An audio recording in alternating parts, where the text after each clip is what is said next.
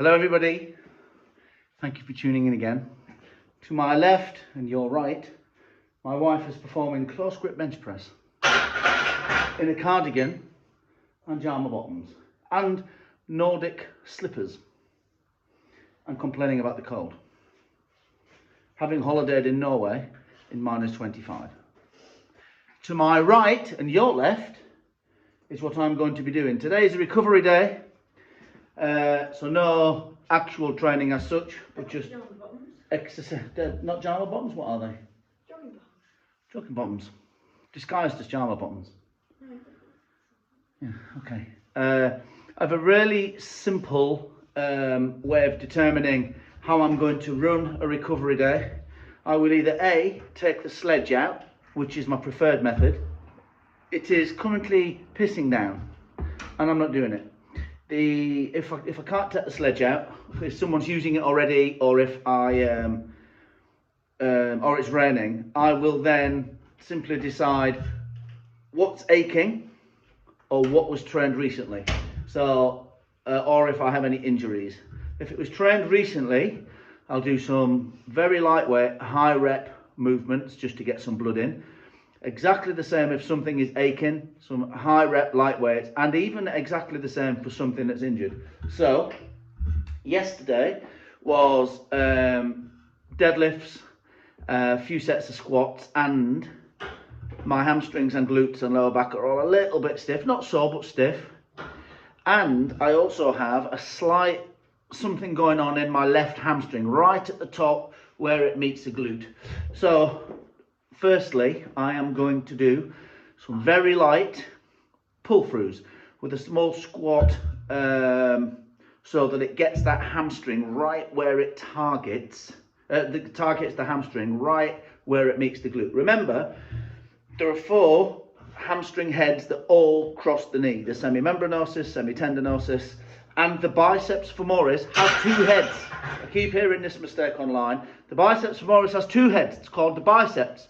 All the 4 heads cross the knee, 3 heads cross the hip. So you need knee flexion extension, hip flexion extension, and which is also why people that say squats don't do anything for hamstrings, maybe they don't feel it in their hamstrings, but they're entirely wrong. You get hip flexion extension and knee flexion and extension, especially if you squat the way that we show people how to do it on to a box sitting all the way back. You do get hamstring activation, and also with this movement I'm about to do, the pull through stood on blocks, squatting down and pulling through, you will get a lot of activation and certainly a lot of blood high on the hamstring where it meets the glute. I'm then going to jump on and do some very light standing leg curls. That will give me a little bit more. I want a little bit more hamstring round the knee, so that's what I'm going to use there and recover them a little bit more. And then I'm going to do a little bit of neck, because you should always be doing a little bit of neck and some grip work. So I'm going to start with the very light pull throughs, 30 kilos on blocks. So we'll get going. My wife has currently left me. She was in here. I mean, I don't mean left. I mean she has left the gymnasium. She's back with the Vasa. Okay, take the weight. Stand on the blocks. Squat down. Feel the stretch in the hamstrings and pull through.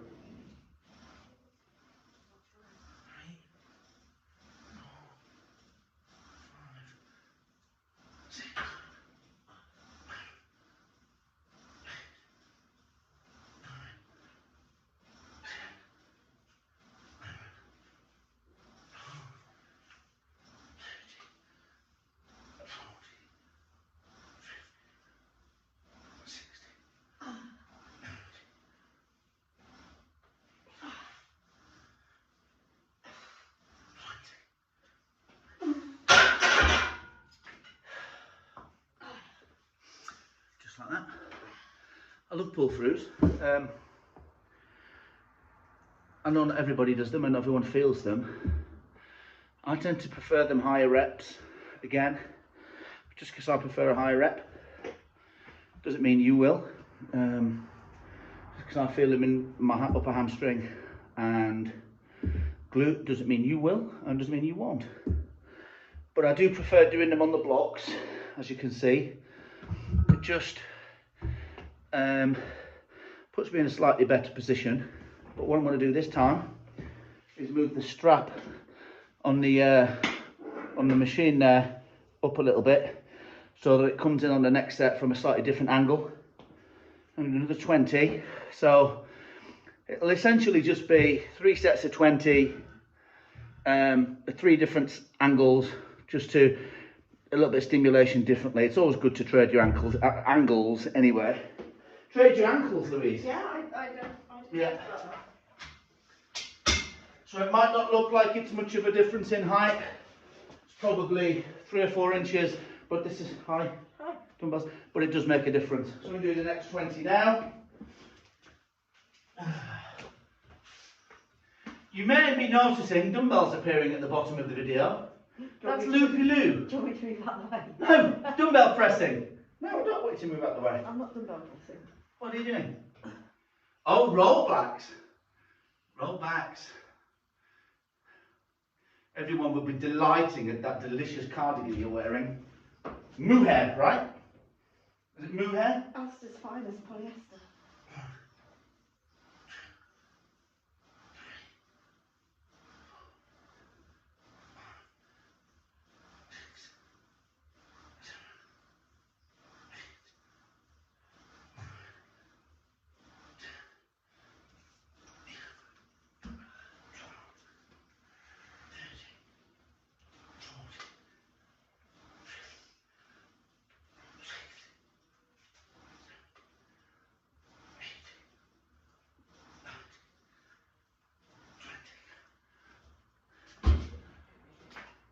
Now, I'm going to move it up again somewhat. That'll be the last angle for the next 20.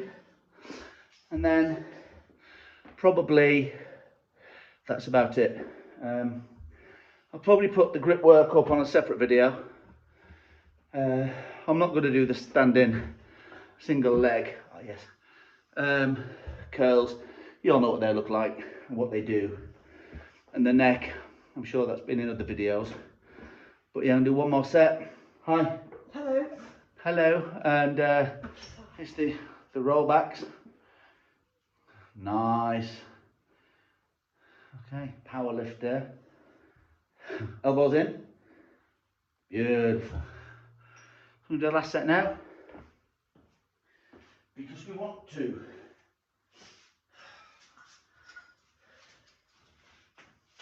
Again, third angle.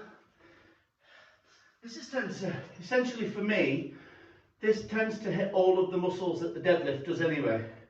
Hamstrings, low back, glutes. It even feel it in my back and trap, so it's just an excellent recovery mechanism to pull through. But alter my foot position again, this time come in a bit and go like this. 2, 3,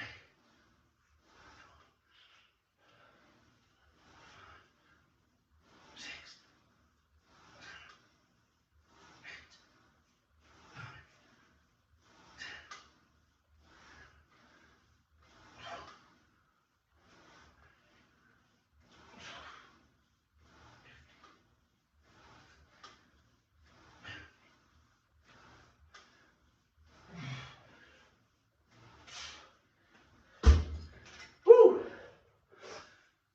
That is how we do that. So next video will be a little bit of grip. It's not a lot. I tend to use the rolling thunder. In fact, can you see that? If I spin that around there and then hook that on, might be able just to keep that going. Yeah, I think that works. There you go. And then that's my wife. More dumbbell rollbacks. How many sets is this? Third. 800. Tricep queen. So, yeah, I'm going to might as well do this quick. So what I do, this setup is the weight attached to the peg via just with a chain that's attached to the Rolling Thunder. So this is 40, 50. In fact, I'm going to drop this down a bit because it's not heavy enough. I'll drop it up a bit rather. It's not heavy enough. That's 40. Going to pump it up to 60 kilos. Actually 62. Because I did 60 last time. So I did 60 kilos last time. 3 sets of 5 with each hand, just off the floor for a second. Grip, grip, grip, grip. 2 sets of 5. If I manage that next time, it'll be another couple of kilos on. I'm going to use some chalk, but also checking how your grip is a real good indicator of your recovery and your central nervous system condition. Oftentimes, if you go in the gym and you're feeling a bit lethargic or tired and you're not sure if it's just you being lazy or whatever it is, if you check your grip strength, it's often a good indicator of where you are recovery-wise. Have a gripper that you know you can give some real good effort to squeeze and it'll close it. Have that lying around. And on days where you're not sure, give it a squeeze. If it's a real effort or you can't quite squeeze it, do some recovery or get out and go and do something else.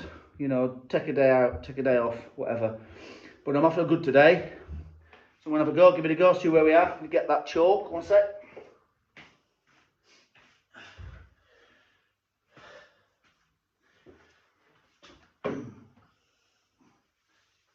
Okay. A bit of chalk.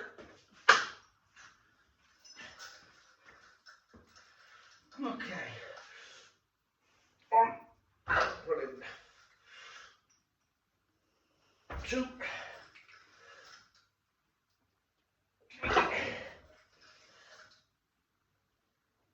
4. 5. 5 reps done.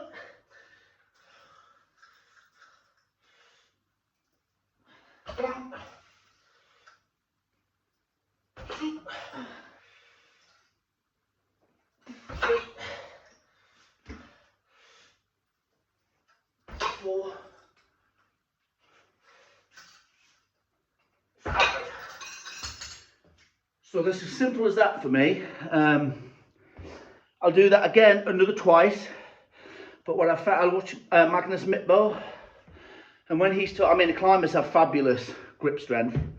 And what I've noticed is he says they'll do a 5-second hold and then they'll rest 5 minutes. 5 minutes. And they know a thing or two about grip, those boys. So I'm going to give it a rest. I'm not going to leave the video running. That's simply what I do for grip. Grip's only been something I've really been concerned with for the last few months. I'm really enjoying it. I'm up to, well, you can see I'm up to 60 something. I want to get that up 70, 80, 90, 100, whatever. I mean, 100 kilos is going to be the ultimate goal, right? So I'm going to get that up using this because it affords a bit of crush, a bit of static, you know. And then on top of that, I do the extended holds, again on the belt squat machine that you've all seen. Do that, put a weight on or banded tension and hold that for time.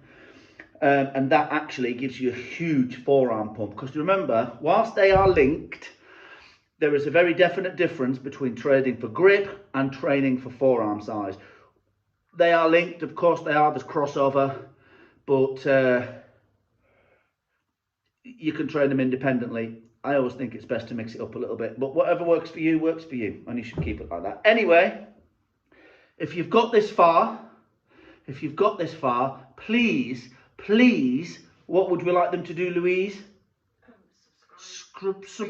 Subscribe and like the Stoltman say, ring that little bell, please. To give us a subscribe, over 300, no we're not, nearly at 300. 300 would be the goal. It actually wouldn't, 5,000 would be the goal. But what we say, apparently if I say, for the boys, we get some more subscribers. But anyway, if you like what you've seen, give us what they say. If you say for the boys, Who says? The YouTubes. The YouTubes. Give us YouTubes. yeah, give us subscribe and like, and we'll catch you next time. Bye.